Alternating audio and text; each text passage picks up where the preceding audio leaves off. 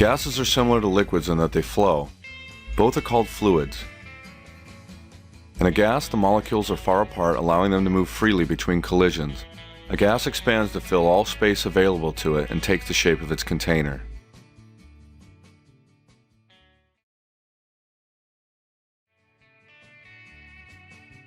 Earth's atmosphere consists of molecules that occupy space and extends many kilometers above the Earth's surface.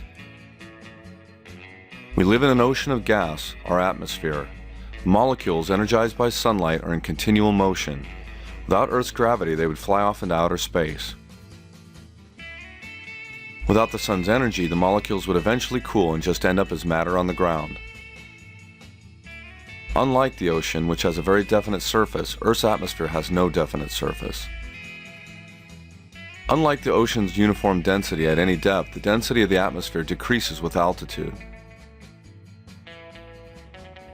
Molecules in the atmosphere are closer together at sea level than at higher altitudes. The air gets thinner and thinner, or less dense, the higher one goes. It eventually thins out into space.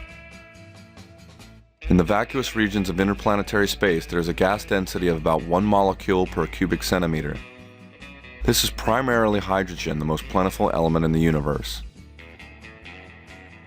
The temperature of the atmosphere drops as one goes higher, until it again rises at very, very high altitudes.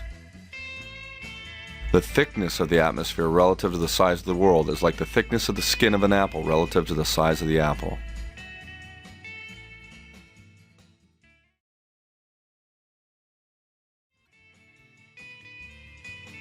Atmospheric pressure is caused by the weight of air, just as water pressure is caused by the weight of water. The atmosphere, much like water in a lake, exerts pressure. We're so accustomed to the invisible air around us that we sometimes forget that it has weight. You don't notice the weight of a bag of water while you're submerged in water. Similarly, you don't notice the weight of air as you walk around in it. These are the densities of various gases. Note that helium and hydrogen are much less dense than air and therefore float. The density of air changes with temperature. At sea level, 1 cubic meter of air at 20 degrees Celsius has a mass of about 1.2 kilograms. Fully pressurizing a 777 jumbo jet with air adds 1,000 kilograms or 2,200 pounds to its mass. Consider a super long hollow bamboo pole that reaches up through the atmosphere for 30 kilometers. If the inside cross-sectional area of the pole is 1 centimeter squared and the density of air inside the pole matches the density of air outside, the enclosed mass of air would be about 1 kilogram. The weight of this much air is about 10 newtons. Air pressure at the bottom of the bamboo pole would be about 10 newtons per square centimeter. There are 10,000 square centimeters in 1 square meter.